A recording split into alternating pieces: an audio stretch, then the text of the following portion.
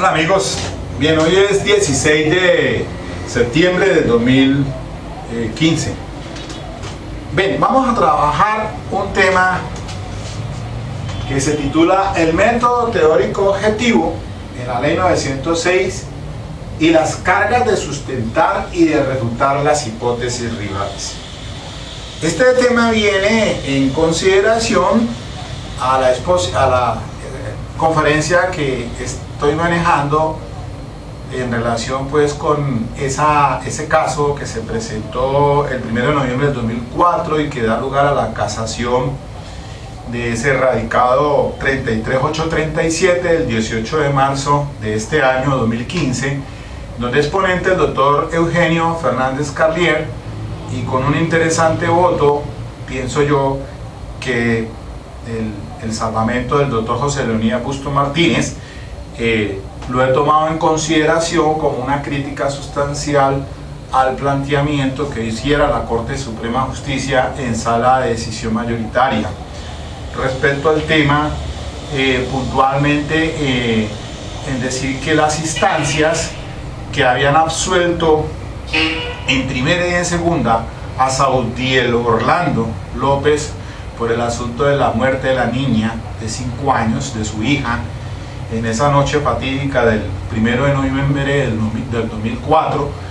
Entonces, toda vez que la hipótesis que adelantó la Fiscalía, desde ese fundamento del principio pues, de la suficiencia o de razón suficiente, que en consideración de las instancias al examinar pues ese caso absolvieron en primera y en segunda el ACUO y el ACUEM, pero que entonces la sala de decisión mayoritaria considera que las hipótesis de las instancias, si iban a absolver a Saudiel Orlando,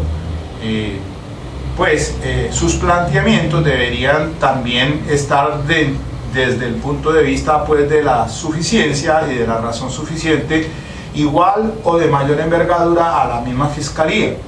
Y entonces la Corte Suprema de Justicia, pues palabra más, palabra menos, lleva a la posición de que, aparte de que el acusado pues, es el que debe plantear la hipótesis contraria, a fin de rebatir y de refutar la posición de la Fiscalía. En este caso dice la Corte que las instancias también si tenían hipótesis para desvirtuar el asunto para la duda razonable, entonces tenían que haber dado fórmulas indicando pues quién era el responsable si se iba a absolver a Saudiel, es decir, si estaban el amante y la ex esposa tenían algo que ver con la muerte de la niña, entonces casi que prácticamente si se absolvió a Saudiel, entonces las razones por las cuales también la carga, según eso pues que le obligaba a las instancias para considerar entonces quién era el responsable, pero no quedarse en unos meros enunciados, dice la Corte Suprema de Justicia, para considerar la absolución de Saudiel. Finalmente la Corte pues revocó, casó la sentencia y condena a Saudiel Orlando por el delito de homicidio agravado. Y entonces ahí viene la posición del doctor José Leonidas en contra de esa decisión, porque se descontextualizó entonces la línea jurisprudencial en cuanto a este tema que voy a revisar ahorita, que se trata de la sentencia de la Corte Suprema de Justicia, la 36357, esa es del 2011, con ponencia del doctor Julio Enrique Socha Salamanca. Y entonces aquí, de la página 13 a la 26 de esta sentencia, aborda el tema la Corte Suprema de Justicia por primera vez dentro de lo que se conoce como el método teórico objetivo. El método teórico objetivo en la ley 906 y las cargas de sustentar y refutar las hipótesis reales. Es decir, eso ya pues, se conoce también como el modelo objetivo de conocimiento, de confrontación o de refutación. Y esto está basado en la crítica racional de teorías.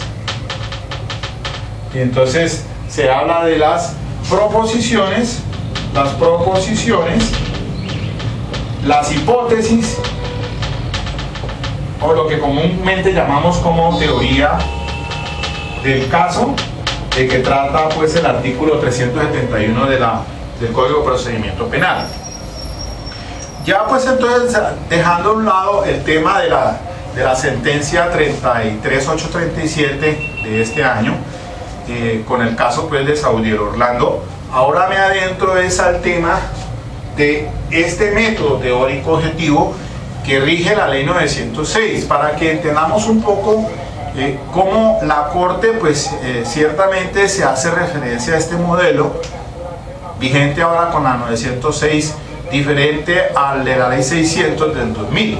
Y entonces se abordan unos tópicos que me parece a mí importante, y me van a excusar de pronto en la lectura que voy a hacer, pero esto es para que entendamos un poco más en la situación que hoy en día lleva entonces a considerar a la Corte Suprema de Justicia desde el 2011, con esta ponencia vertebral, con esta sentencia madre. De ellas se han derivado otras de las que hemos hablado pues cuando tocamos el tema de la duda razonable, del principio de suficiencia ya o de la razón suficiente como requisito válido para que en el campo de la crítica racional de las teorías o de las hipótesis, de cómo ahora en el sistema entonces existe para la defensa una actitud más diligente, porque cambia completamente los esquemas.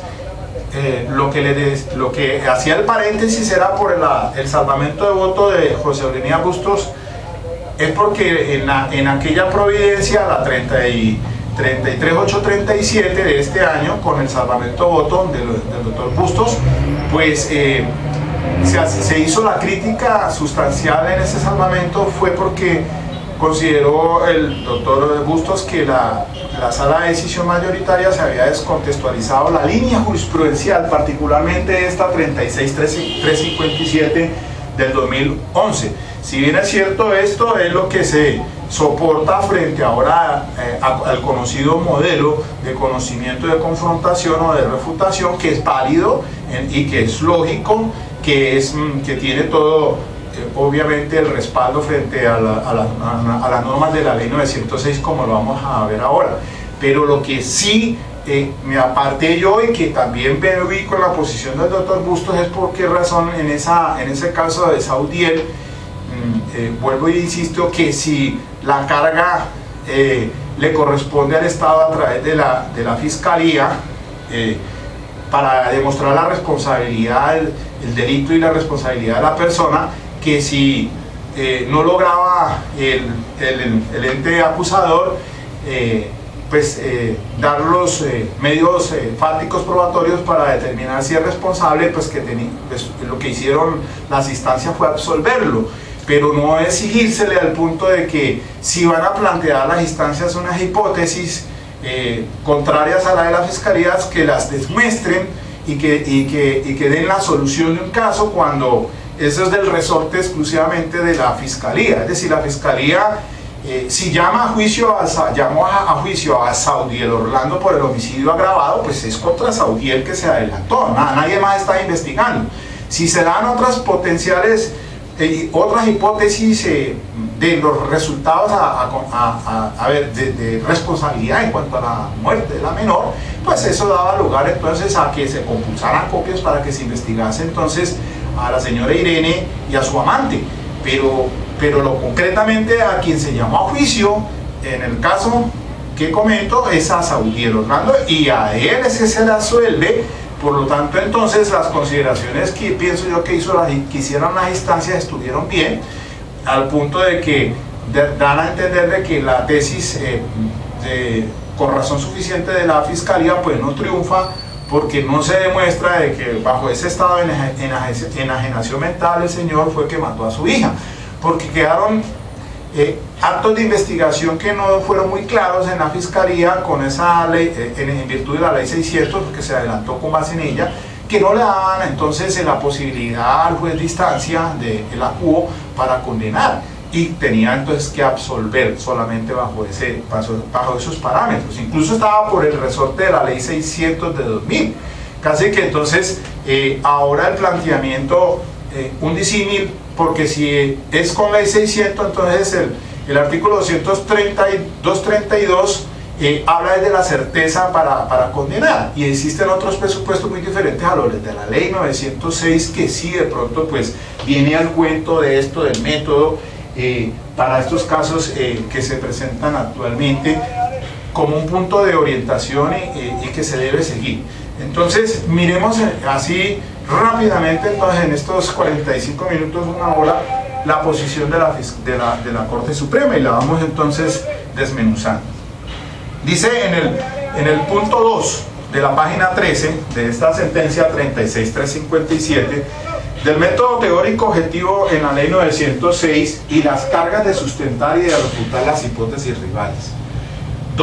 El ítem 2.1 dice: en el sistema de la ley 600 de 2000 y ordenamientos procesales anteriores, el problema del conocimiento humano era tratado a partir de concepciones de índole subjetiva, entre paréntesis, como las tradicionales de verdad, falsedad, duda y certeza, cierro paréntesis, que obligaban al intérprete a justificar alguna especie de creencia personal apoyada en razones suficientes.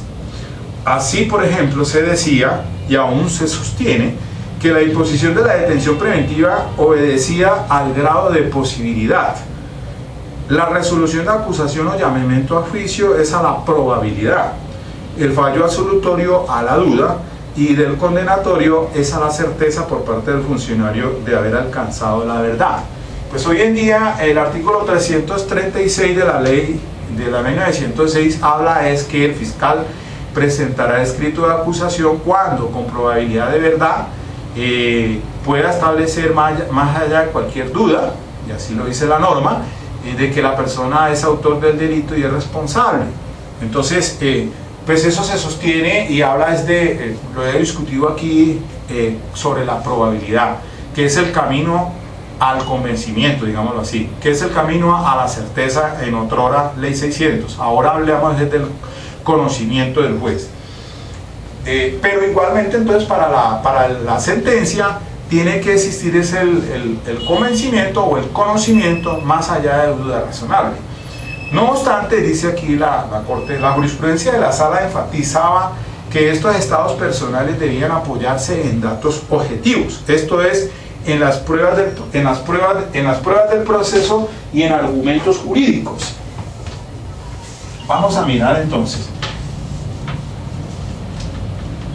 lo siguiente. Entonces, la jurisprudencia ha dicho pues que eso se debe apoyarse en datos objetivos, en pruebas del proceso y en argumentos jurídicos que, al ser susceptibles de una crítica racional, podían dar cabida a una eventual refutación. Y entonces aquí se cita una sentencia 15884 del 4 de septiembre del 2002, en la que pues la jurisprudencia de la Sala venía decantando sobre el tema pues dice así, abro comillas, constituyendo la certeza un íntimo convencimiento sobre un determinado objeto de conocimiento, negativo o positivo, producto de una elaboración mental pero fundamentada para los efectos de que aquí se trata en elementos objetivos como es la prueba obrante en el proceso y las reglas o leyes igualmente conocidas y de imperativa aplicación, es claro, sin violentar el ámbito propio de la estrictamente subjetivo, esto es el criterio de valor colegido, la falsedad de la conclusión deviene bien por la imposibilidad que tenía el sujeto conocente de llegar al criterio de verdad proclamado. precisamente por haberse desconocido o alterado el objeto de conocimiento, las reglas de la lógica, la ciencia o la experiencia imperativas para su valoración, decayendo de suyo la certeza arguida. Bueno, sigue entonces la Corte diciendo más en la página 14 ya: de esta forma la Corte decía que el conocimiento debía sustentarse objetivamente, pues de lo contrario no podría garantizar la racionalidad del sistema jurídico ni demostrar errores en la providencia adoptada. En otras palabras, la constitucionalidad y legalidad de toda decisión de fondo no dependía, en últimas, de motivar un estado psicológico o subjetivo por parte del juez, sino de la necesidad de exteriorizar unos argumentos susceptibles de contraste, o lo que es lo mismo, que pudieran ser criticados de manera razonable y consciente. Entonces, he aquí la primera, una premisa: no son motivaciones de estado psicológico del juez o subjetivos por parte de él, sino de la necesidad, es la necesidad de exteriorizar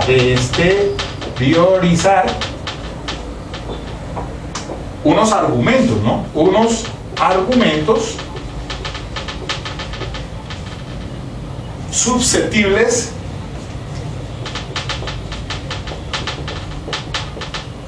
de contrastarse, es decir, de refutarse. O sea, que le quepa la crítica. A esto debe caberle la crítica de manera razonable y consciente. Entonces, es contra las decisiones de los funcionarios que cabe la crítica razonable y consciente. Entonces, esos son argumentos que se exteriorizan. Página 15. Además de tener origen en la filosofía ilustrada, estos planteamientos atendían a la evolución de la epistemología que en las últimas décadas ha repercutido en varios ámbitos jurídico-penales, como se advierte en las teorías de la imputación.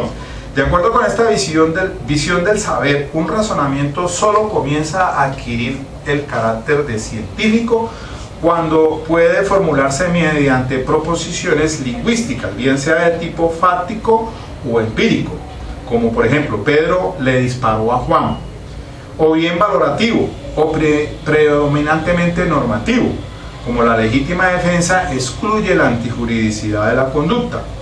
Entonces, lo importante entonces no es acudir a las propias convicciones y creencias del sujeto conocente, ni mucho menos debatirlas, sino concretar el razonamiento a través del lenguaje, o mejor dicho, mediante la acción de comunicarse y dejarlo objetivado, es decir, que adquiera la facultad de ser aceptado, afirmado, negado, criticado y defendido por cualquier otro. Entonces, aquí hablamos de temas como, por ejemplo, se habla de temas como de las proposiciones lingüísticas. ¿Qué son proposiciones lingüísticas? Que se transmiten a través de la forma de la comunicación, o sea, hechos empíricos o fácticos. Entonces, Pedro mató a Juan. Y fíjense que eso es tan cierto allí en ese punto la Corte cuando dice esto, porque el artículo 336, que es el que señala el escrito de acusación, en él dice que se hará un relato claro, preciso y detallado en un idioma comprensible, de una manera comprensible, para que el 337 en su numeral segundo dice: una relación clara y sucinta de los hechos jurídicamente relevantes en un lenguaje comprensible. Eso se hace igualmente en la audiencia de imputación de cargos, porque es que incluso el juez de garantía siempre le pregunta al imputado, al indiciado o por imputar: ¿comprendió lo que la fiscalía le ha dicho? El fiscal le hace conocer unos hechos y su calificación jurídica desde esa audiencia de una manera clara, que comprenda en un idioma de proposiciones lingüísticas que se entiendan. Entonces, eso va no solamente en la imputación, sino en el escrito de acusación, y por eso de hechos fácticos son el núcleo esencial, y ahí surge el principio de congruencia, de que esos hechos fácticos se debe La calificación jurídica puede ser provisional en la acusación y después en el alegato del cierre el fiscal puede mutarla, pero no de menor a mayor, sino de mayor a menor, puede degradarla. Y eso siempre y cuando haya una correspondencia con esos hechos fácticos. Yo no puedo pasar de un hecho fáctico de hurto a uno de apropiación de elementos de delitos como el peculado, que son delitos donde hay un servidor público o un empleado oficial, mientras que el hurto es un particular. Entonces esos son hechos fácticos. Yo no puedo pasar de ser una tentativa de homicidio a pasar a degradarlo a otra conducta muy diferente. Entonces hablemos por ejemplo de lesiones personales culposas. Entonces hay que quedar muy claro que esos hechos fácticos se deben corresponder entonces con la calificación jurídica. Si el fiscal presenta un escrito de acusación, debe ser lo más claro y comprensible.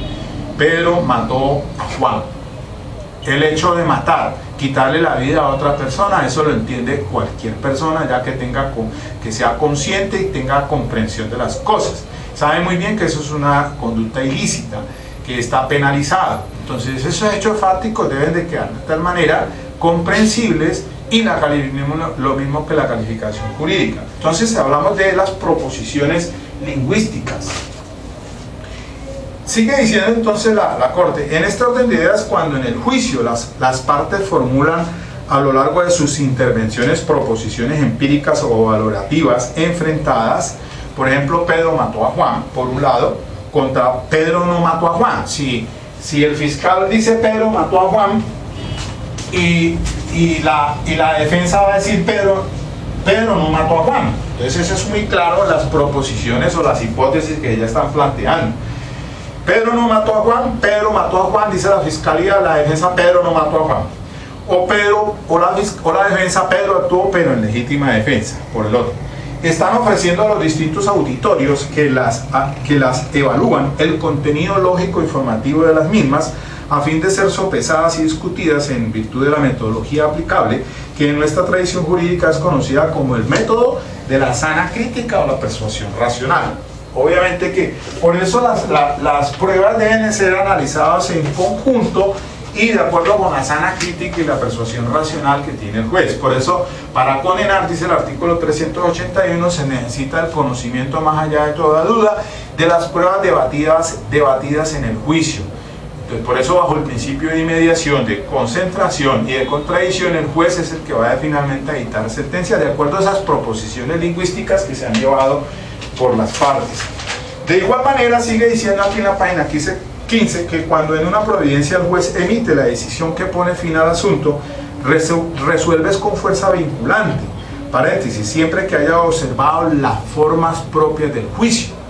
Porque, claro, eso es tan importante allí porque entonces nosotros como defensores tenemos la argumentación jurídica para irnos incluso hasta en casación por aquello de los errores de derecho, de hecho, por violación directa o violación indirecta. Si es error de derecho, entonces por violar el principio de legalidad frente a la adopción de las medidas de las pruebas, o también hablar por violar el principio de convicción, que eso tiene que ver precisamente ahí es un gran problema sobre ese punto en casación, porque eso se refiere las pruebas son en sana crítica. La única prueba tarifada negativa es la de la referencia, cuando dice la norma que no se puede condenar única y exclusivamente en pruebas de referencia. Ese es una tarifado negativamente, pero en conjunto, en sana crítica, todos los elementos de prueba, mientras no sean ilícitos o ilegales, pues deben ser evaluados. Ahora, si hay quebrantamiento en cuanto a las formas propias del juicio o de aducción de las pruebas al juicio, pues entonces se atacan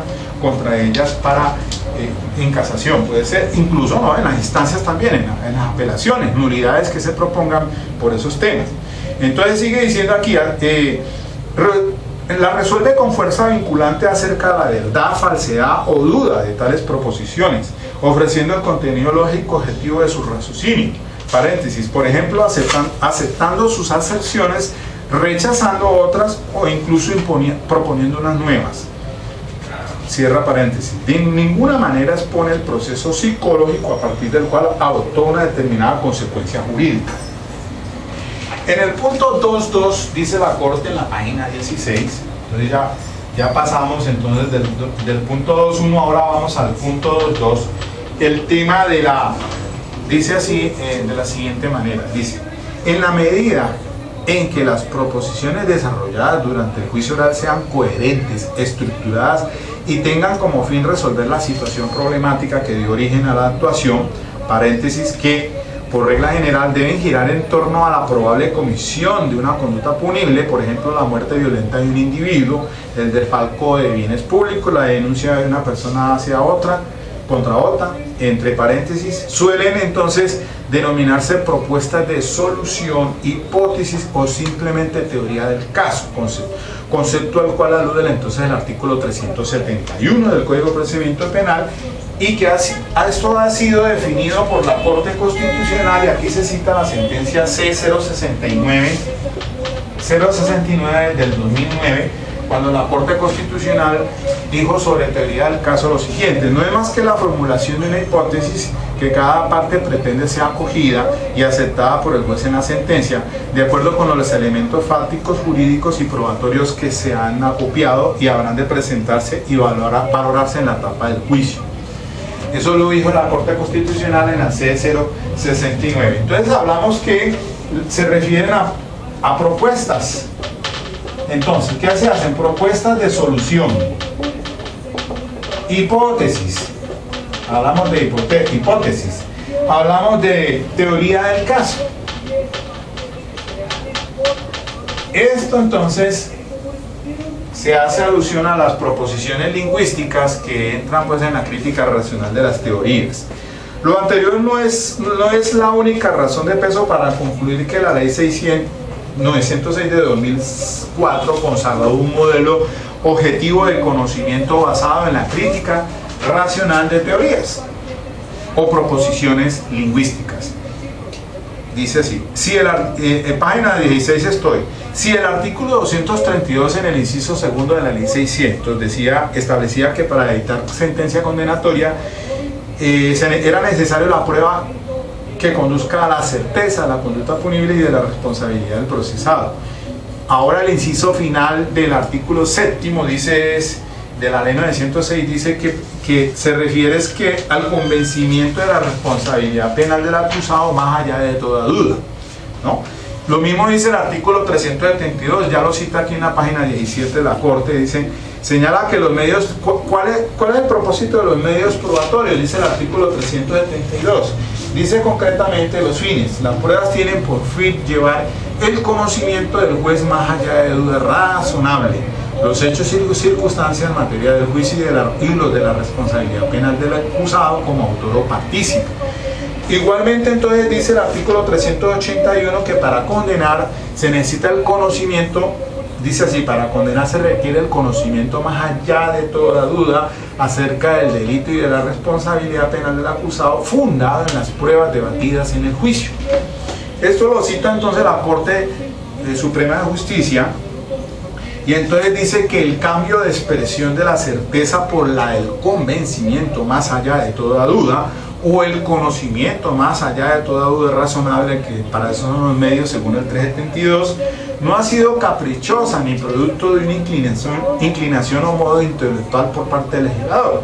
En primer lugar, la Corte ha admitido, incluso para ambos sistemas procesales, que alcanzar un grado absoluto de certeza, comillas, resulta imposible desde la perspectiva de la neciología en el ámbito de las humanidades e inclusive en relación sujeto que aprehende y objeto aprehendido.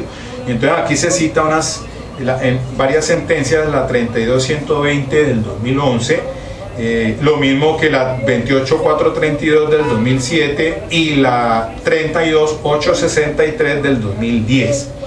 Dice entonces la Corte lo siguiente: en segundo lugar, también ha reconocido que como las verdades de las proposiciones empíricas y también de las normativas nunca son definitivas ni concluyentes, existen ámbitos o márgenes de discreción, sobre todo en materia de credibilidad, que son imposibles de refutar, ¿no? Entonces aquí también se repite la sentencia 32120 del 2011 que dice: sería una ilusión, comillas, sería una ilusión metafísica esperar la certeza absoluta de la prueba testimonial. y en especial del conjunto de aserciones que la integra, pero en general en cualquier medio probatorio incorporado al proceso, cierra paréntesis. Pues los criterios de aceptación de la verdad, entre paréntesis, o credibilidad, conducen a decisiones que implican en menor o mayor medida focos de discreción incontrovertibles desde un ámbito racional. Y sigue diciendo la Corte ya en la página 18. Y en tercer lugar, ha entendido que el mejor modelo epistemológico es el que permite el contraste de las teorías llamadas a esclarecer una situación problemática, así como la refutación de la misma mediante las pruebas incorporadas al juicio y los argumentos de orden fáctico o jurídico empleados para el efecto. Aquí vuelve otra vez y cita la 32120 del año 2011 que dice, comillas, el proceso penal no puede garantizar de manera completa la justicia material del caso concreto, entre paréntesis, aunque lo busca, si no se satisface con reducir al mínimo, y entre paréntesis dice así, y no con eliminar, pues ellos serían inalcanzables, cierra paréntesis, los momentos potestativos y las posibilidades de arbitrio en la actuación mediante un modelo que da cabida a la refutación de las teorías e hipótesis en punto. Entonces sigue diciendo la Corte, esta postura no niega entonces la existencia de una verdad material como propósito indeclinable del ordenamiento jurídico, simplemente reconoce las dificultades que entraña la obtención de ese fin, razón por la cual es preferible afirmar que la correcta decisión dictada dentro del proceso es aquella que busca calificar o se puede calificar como la más próxima a la verdad. Eso es claro allí. Entonces, no hay una verdad, si se busca la verdad material, pero por lo menos que se aproxime a la verdad. Esta idea de aproximación parte del supuesto de que nadie está en la capacidad de demostrar que sus aseveraciones se corresponden de manera plena con la verdad, aunque de hecho así lo sea, entre paréntesis. Pues todo conocimiento humano dependerá del estado de cosas y las teorías imperantes de la época, entre paréntesis, en el proceso penal, de las teorías del caso fundadas en las pruebas practicadas durante el juicio. Lo que sí es posible demostrar es la existencia de hierros o falencias gracias a la crítica racional, ya sea, entre paréntesis, ya sea a través de la refutación empírica, probatoria y argumentativa. Entonces, mire que aquí entonces se habla por parte de la Corte de lo que se conoce, lo que sí se pueden demostrar son hierros, claro, los hierros, ¿a través de qué? De la refutación empírica, ¿no? La refutación empírica hace alusiones a las pruebas que hayan sido debatidas en el juicio, o la refutación argumentativa. Y esta hace alusiones a lo jurídico, o sea, a debatir entonces o a atacar la posición, calificación jurídica que tenga el funcionario fiscal. Por lo tanto, entonces dice, por lo tanto, la providencia ajustada a derecho es la que está exenta de error, la que resiste la crítica, pero de ella no es posible asegurar que contiene la verdad material, sino que obedeció a un esfuerzo acertado por acercarse. Sigue diciendo entonces la Corte en la página 19, en la práctica la lógica del extraordinario recurso de casación siempre se ha regido por esa meta, claro. En efecto, las causales de procedencia no garantizan positivamente la constitucionalidad y legalidad de las sentencias de segunda instancia, sino que tan solo contemplan todas las variantes por las cuales el tribunal pudo equivocarse. Cualquiera, entre paréntesis, cualquier error de trámite o de juicio. En este último, en el de juicio hay violación directa o indirecta de la norma sustancial. Puede ser por falta de aplicación, por aplicación indebida o interpretación errónea. En la violación indirecta de la ley hay error de hecho y de derecho. Entonces, en el de derecho es el falso juicio de legalidad o falso juicio de convicción. Cuando se habla de falso juicio de legalidad es en cuanto al sistema, al del debate probatorio, la aducción de las pruebas al juicio. Y cuando se habla del falso juicio de convicción, que en sí es una de las partes más difíciles en casación porque se refiere a a la discusión en cuanto a sana crítica, persuasión racional. Entonces allí se refiere más que todo pues a que en este momento no existe en materia probatoria algo que esté tarifado, a excepción de la prueba de referencia. Lo demás es de persuasión y de análisis de sana crítica, de acuerdo con las reglas de la experiencia, de la lógica, de las ciencias exactas y reglas de experiencia. Y los errores de hecho, cabe entonces el falso juicio de existencia, falso juicio de identidad o falso raciocinio. Entonces puede ser que de pronto, si bien entró a juicio una prueba, pero no le dio el valor apropiado, o la desconoce, o la tergiversa, en fin, cualquiera de esas situaciones se puede presentar. Entonces ahí cabe una de esas tres formas, hablando de falso juicio de existencia, falso raciocinio, falsa identidad y falso raciocinio. Y por último, entonces ya se aborda el punto 2.3, que es quizás el asunto nuclear acá, o sea, el núcleo principal acá pues de esta decisión de la Corte en esta sentencia. Dice la Corte lo siguiente: 2.3, ítem 2.3 de la página 19. De lo anterior se desprende que la valoración de la prueba en la Ley 906 de 2004 depende de evaluar los enunciados fácticos o valorativos que la integran. Entonces, entre paréntesis, del tipo, por ejemplo, vi a Pedro con un arma antes de la muerte de Juan, o Juan no era enemigo de Pedro, siempre en función de la teoría o de la modalidad de refutación de esta, que la parte haya pretendido acreditar. Entonces, esa es en sí, esto es lo básico en cuanto a la valoración de la prueba. Entonces, valoración de la prueba. Mira lo importante acá. Entonces, en cuanto a la valoración de la prueba, reitero nuevamente pues que se evalúan los enunciados fácticos. Entonces, los enunciados fácticos o valorativos. Cuando hablamos de fáctico, enunciado fáctico es Pedro, en este caso Pedro, vi a Pedro con un arma antes de la muerte de Juan. Juan no era enemigo de Pedro. Y siempre en función de la teoría. Entonces es la modalidad, dice entre paréntesis, o de la modalidad de refutación de esta que la parte haya pretendido acreditar. Esto último implica para la defensa, mira aquí la cosa más importante que quizás veo yo dentro de esta jurisprudencia y de la línea jurisprudencial que ha adoptado la Corte Suprema de Justicia y de la Corte Constitucional. Dice, esto último implica para la defensa el desempeño de un papel más activo y diligente que en el anterior sistema del procedimiento penal, pues ya sea con medios de conocimiento o con argumentos jurídicos, tendrá la carga procesal de desvirtuar la teoría del caso sostenida por la Fiscalía, entre paréntesis, o por lo menos de plantear una duda razonable al respecto, cierro paréntesis, pudiendo para tal efecto construir una o varias propuestas de solución, abro paréntesis, es decir, plantear explicaciones alternativas a los hechos imputados, cierro paréntesis, inclusive si al final deciden no sustentarlas durante el juicio. En este sentido, dice la Corte, el artículo 371 del Código de Procedimiento Penal le impone a la Fiscalía el deber imprescindible de exponer una teoría del caso antes de proceder a la presentación y práctica de pruebas, pero a favor de la defensa la norma consagra la ventaja de que si lo desea podrá hacer lo propio, lo que de ninguna manera implica ausencia de preparación frente a la labor desplegada por el organismo acusador, sino la facultad de escoger entre las estrategias que tenga a la mano.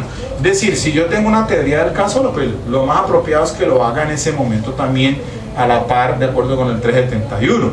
Lo usual es que se tenga pues entonces una actividad en defensa aprobativa para que a refutar la teoría de la Fiscalía. Entonces esto lleva a que la defensa en este sistema ahora es una defensa más proactiva. Bien, entonces dice, en efecto el asistente letrado tiene en ese momento procesal varias opciones.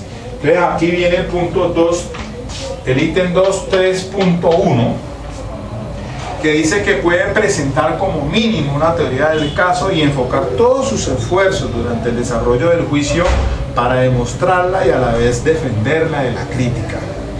Entonces, son varios ítems, el 2.3, 2.3 y el 2.34. Sigamos entonces. ¿Qué puede hacer entonces la defensa? Presentar como mínimo una teoría del caso y enfocar entonces todos sus esfuerzos durante el desarrollo del juicio para demostrarla y a la vez defenderla de la crítica. Bien. 232. No ofrecer explicación alguna y decidirse en el transcurso de la audiencia por una de las varias estrategias metodológicas que haya preparada. Paréntesis, incluida la teoría que en un principio hubiera preferido exponer, cierra paréntesis, a fin de controvertir como crea conveniente las proposiciones tanto empíricas como jurídicas que fuera introduciendo la contraparte. 233, estoy en la página 21. Exponer una determinada teoría del caso sin perjuicio de retirarla, modificarla, condicionarla, adicionarla o replantearla como la dicten las circunstancias de acuerdo con el devenir de cada usuario, de cada asunto. 2.3.4.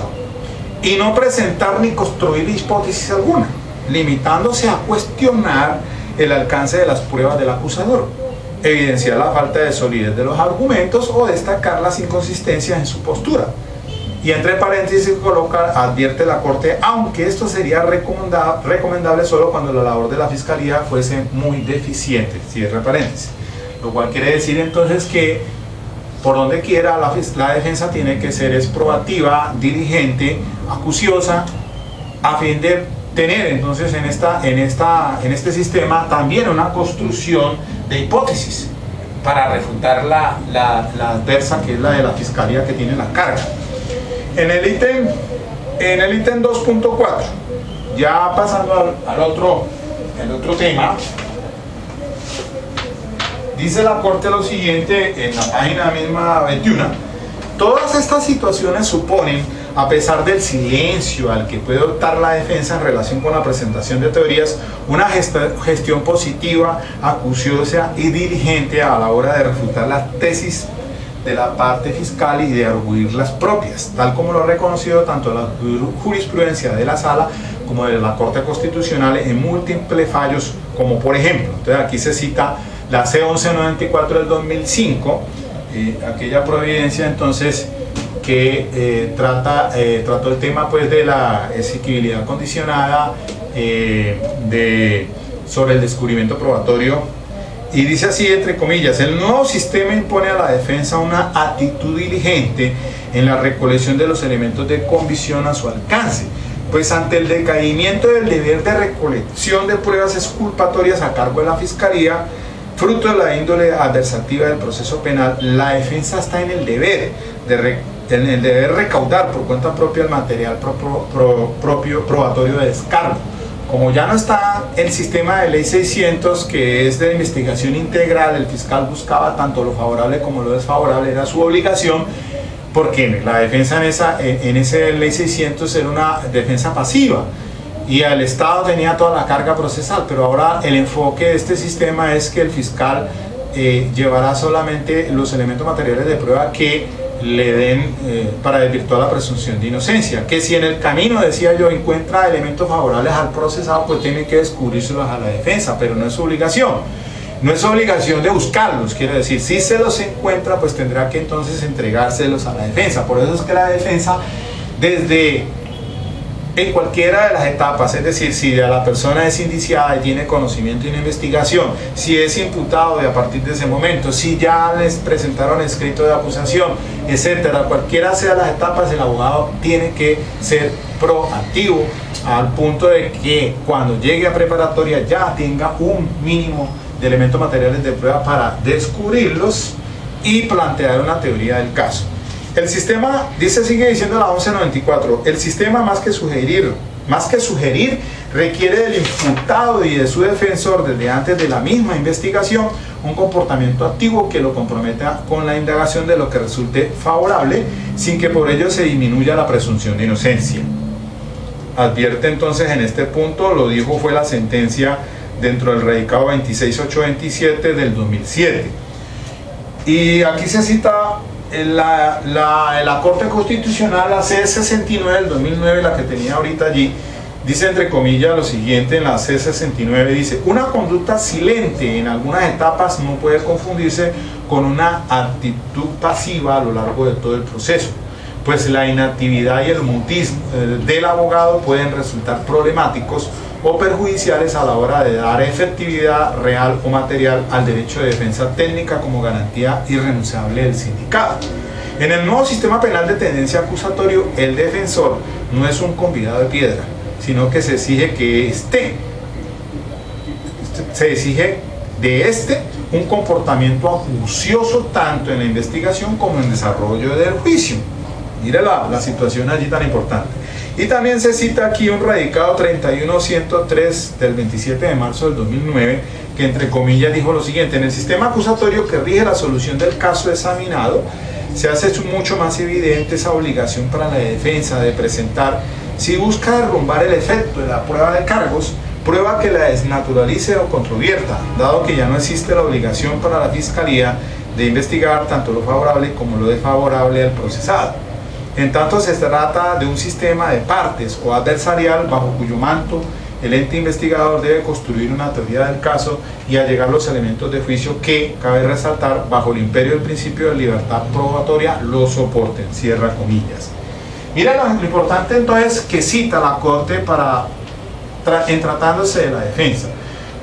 Entonces sigue diciendo aquí en la página 22, como se deriva de las citas anteriores, la consagración de esta carga procesal no desconoce ni afecta la presunción de inocencia, sino que es la consecuencia lógica de un modelo objetivo de conocimiento, de confrontación o de refutación. Sin embargo, frente a la efectividad de la garantía judicial en comento, es menester señalar que se traduce en las prerrogativas que a su favor tiene consagrada la defensa, dada la mayor rigidez de las cargas de su adversario. Es decir, que todas las posibilidades de enfrentamiento entre las teorías de las partes, solo en una de ellas podrá salir avante la del organismo acusador.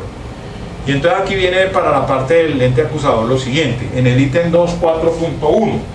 ¿Qué dijo la Corte entonces sobre el asunto de la Fiscalía? Lo siguiente: la Fiscalía tiene el deber ineludible de demostrar la realización de la conducta punible, así como la participación y la responsabilidad del procesado.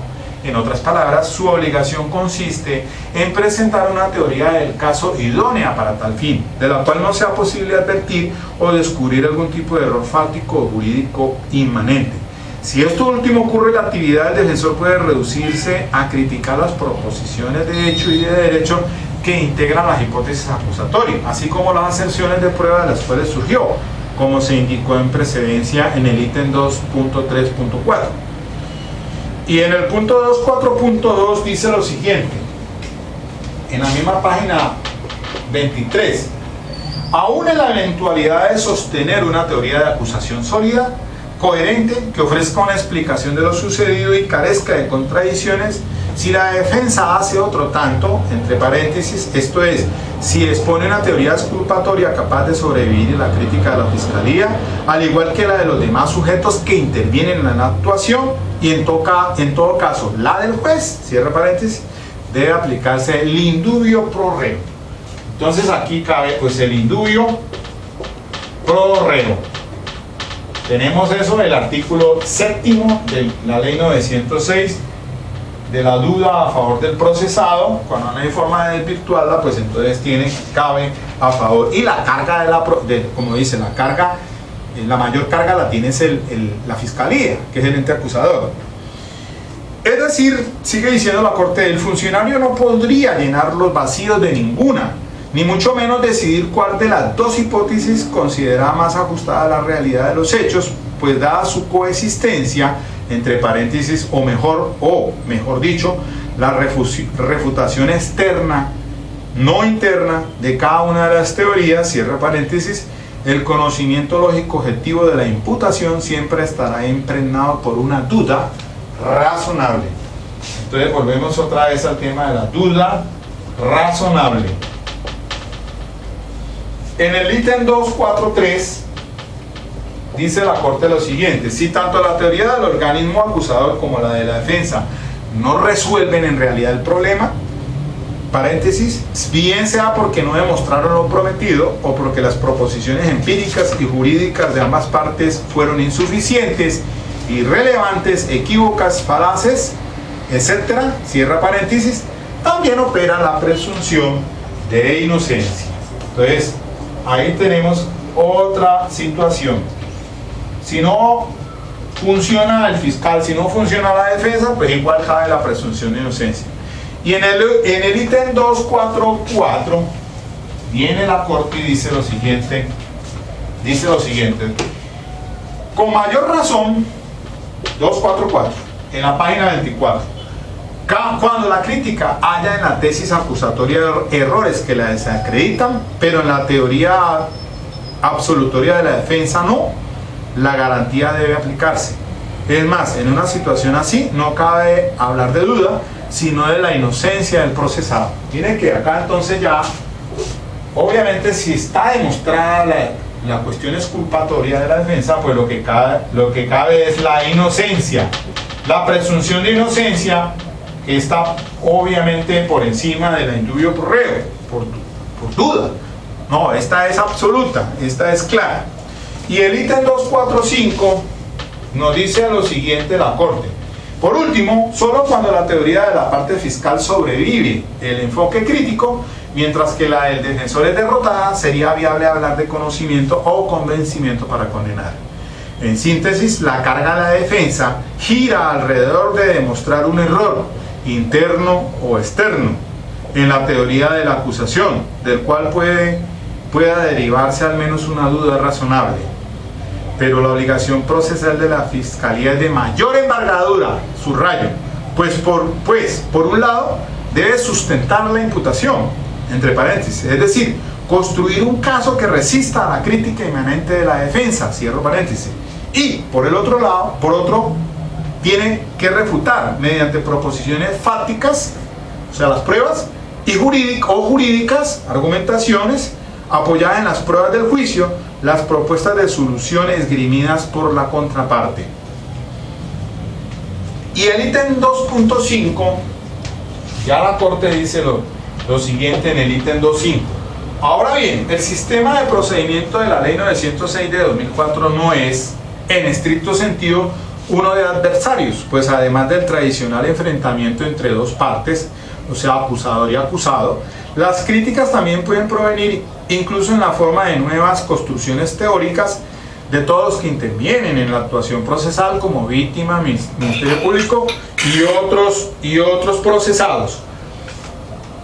Mira entonces que aquí la situación dice: las críticas también pueden provenir incluso en la forma de nuevas construcciones teóricas, entonces de los que acabo de mencionar. Asimismo, el juez no solo está en la obligación de velar por los derechos fundamentales de cualquiera de ellos, sino que además tiene el deber de analizar racionalmente, al momento de resolver de fondo el asunto, el conjunto de hipótesis surgidas durante el juicio oral, e incluso puede optar por una explicación o solución distinta a las propuestas en la medida en que la haya extraído de las pruebas recaudadas. Punto. Esto es lo que quería llegar aquí, porque por eso tal vez José Leonidas Bustos dice que se descontextualizó la jurisprudencia, porque cuando habla de las instancias, y en el caso de Saudiel Orlando, en el caso 33837 del caso de la niña, del que les hablaba al principio, pues decir que las instancias, si tenían que no debieron haberse quedado en los meros enunciados, sino que si tenían hipótesis que demostraran que no fuera, que Saudiel es inocente de eso, entonces que demostraran la responsabilidad del amante y de la exesposa. Pero ¿cómo así? Si es que de las pruebas que se incorporó por parte de la Fiscalía, lo que daba era para la absolución de Saudiel y nada más, sino que se quedaron en las conjeturas, en decir es posible que también aparte de Saudiel Orlando, que fue pudo haber sido, es probable, cualquiera de los otros que estuvieron en esa noche en la casa, ser causantes de la muerte de la menor, entre eso la ex esposa y el amante. Bueno, pero no decirle a las instancias. Si ustedes van a proponer esas hipótesis, demuéstrenla de igual o de mayor envergadura a la fiscalía, ¿no? Porque es que el debate probatorio, aquí insisto, lo que entra al debate probatorio es con lo que el juez tiene que resolver. No imponerle cargas al juez como si fuera instructor y a la vez un sentenciador, no. Él solamente va a debatir lo que se le lleve a juicio. De esta manera, dice la Corte, cuando al momento de proferir el fallo el juez advierte que hay una tercera teoría no planteada por las partes, pero susceptible de resistir el enfoque crítico, ya sea porque lo convenció una de las intervenciones o porque es de su propia evaluación, cabe precisar lo siguiente. Mire lo que dice la Corte aquí, ya para terminar. 251. Si se trata de una tesis absolutoria, hará prevalecer la presunción de inocencia por encima de cualquier resultado del debate entre las partes. Entre paréntesis, aún en el evento de que la teoría de la defensa solo tuviese como propósito degradar la responsabilidad, por ejemplo, probar que la conducta fue culposa en lugar de dolosa, cierra paréntesis. En el ítem 252 dice lo siguiente: si es una hipótesis condenatoria, esta será relevante cuando la defensa haya incumplido las cargas procesales que le asisten, incluso si la fiscalía no demostró su teoría del caso. En tales eventos, y se hace un reenvío a lo que analizamos ahora en el 2.43 y 2.45, el funcionario judicial observará que las nuevas aserciones no conduzcan en la práctica a exceder los términos de la acusación, en lo que es el núcleo fáctico y los cargos jurídicos que se atañen. Únicamente así podrá dictar sentencia condenatoria, claro que tiene que guardar proporción con los hechos fácticos. El 2.6 ya finalmente dice la Corte lo siguiente en el ítem 2.6. En este orden de ideas, fíjense que aquí la Corte, hablando de la función, el papel del juez, por ningún lado dice en este sentido que si las instancias construyen una hipótesis tienen que pues dar las razones por las cuales se apoyan en ellas, porque pues es probablemente que anuncien una hipótesis como dándole una salida de que lo que no se pudo demostrar por la fiscalía, pero hasta allí nomás, no desmesurarse a que las instancias, en este caso la CUE y la CUEN, entonces planteen una responsabilidad cuando no existe ella, probatoriamente. Es decir, el juez por eso tomará sus decisiones de lo que le lleven al juicio. Si el fiscal declina en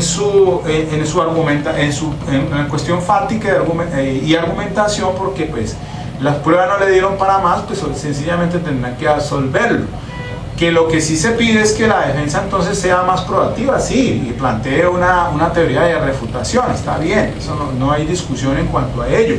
Y de pronto pues eso no mina para que se pueda desvirtuar la presunción de inocencia. Sin embargo, en este sistema también puede asumir una actitud pasiva la defensa, sin querer con ello significar que no sea diligente, ¿no? Porque es una forma de estrategia de la defensa.